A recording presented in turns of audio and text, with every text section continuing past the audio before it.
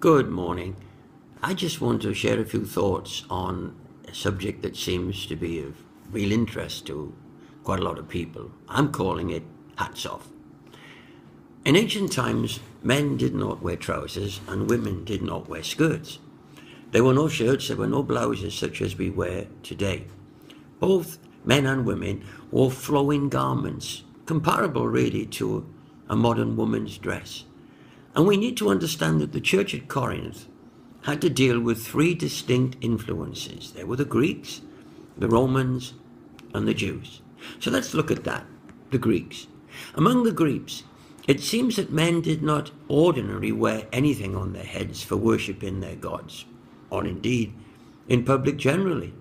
It's well known that Greek men tended to minimize their clothing. Greek women were expected to fully cover their bodies.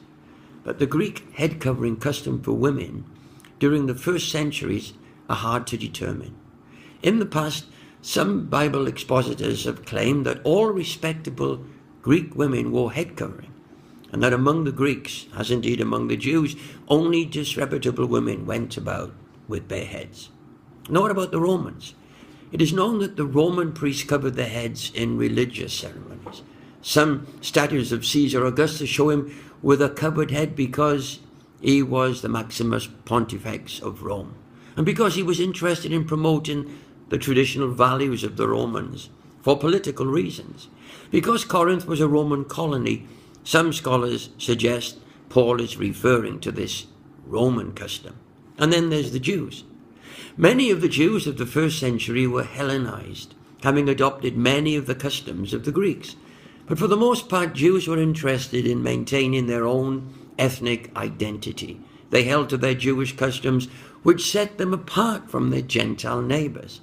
Now, the Lord had given a commandment to Moses regarding clothing, with an explanation. He said, "Speak to the people of Israel, tell them to make tassels on the corners of their garments throughout their generations, to put a cord of blue on the tassel of each corner. It shall be a tassel for you to look at, and remember all the commandments of the Lord, to do them, not to follow after your own heart and your own eyes, which you are inclined to war after." So Paul is dealing with three distinct cultures. And if you've got Greeks and Romans and Jews in your church, then I suggest this is very relevant.